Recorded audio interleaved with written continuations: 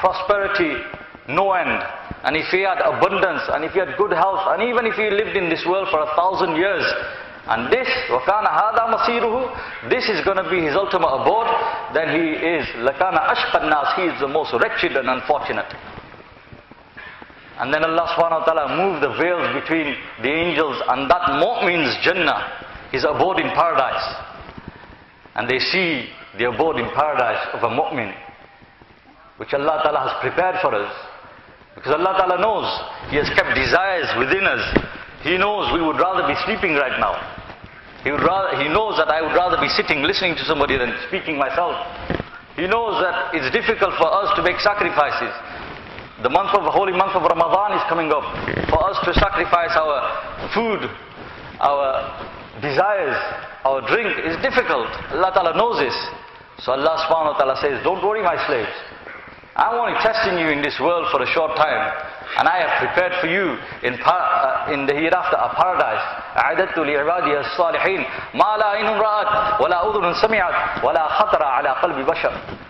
This paradise that I have created for my obedient slaves, no eye has ever seen, no ear has ever heard of, no mind can ever comprehend.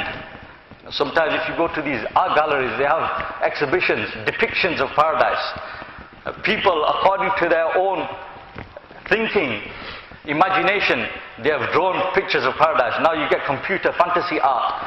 People have created these pictures of paradise. You look at these pictures, that man-made pictures according to man's imagination, and you can stand there for hours looking at these pictures thinking, Allah, what a paradise. But our Allah says that no, my paradise I have created is nothing. This is just a picture, and this is nothing. An imagination cannot imagine what my paradise is like. That I have created for you, O mu'mineen. If you make the effort in this world, if you suppress your desires,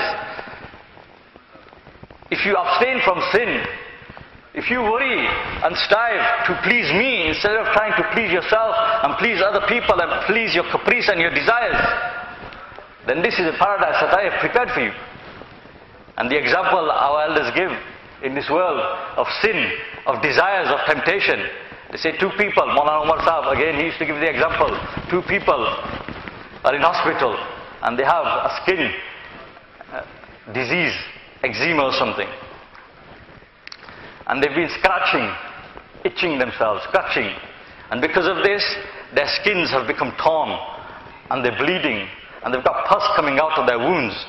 So they've had to be hospitalized. And they're on the same ward together, next to each other on the beds. And the doctors come and they say to each of them, the specialist, he comes and he says, listen, you two can be cured. But there's no medicine that can cure you. It's only yourselves that can cure you.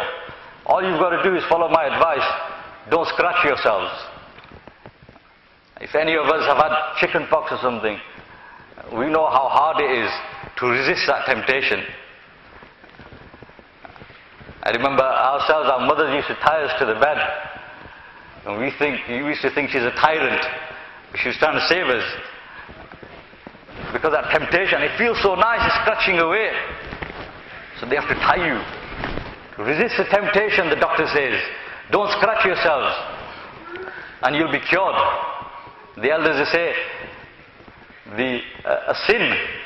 sinning is like scratching yourself. It feels nice at the time, but the results can be disastrous.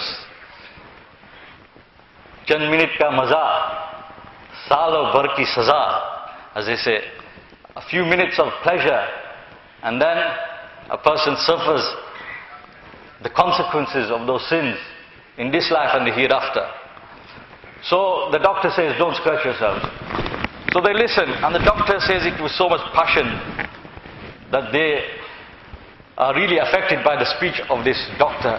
And he says, listen, if you don't follow my advice, you'll never get cured. In fact, your wounds will open up and you'll bleed even more. And underneath your fingertips, your nails, there are germs. And those germs will permeate into your blood system. And then you'll get infected. And then that infection will spread in your body.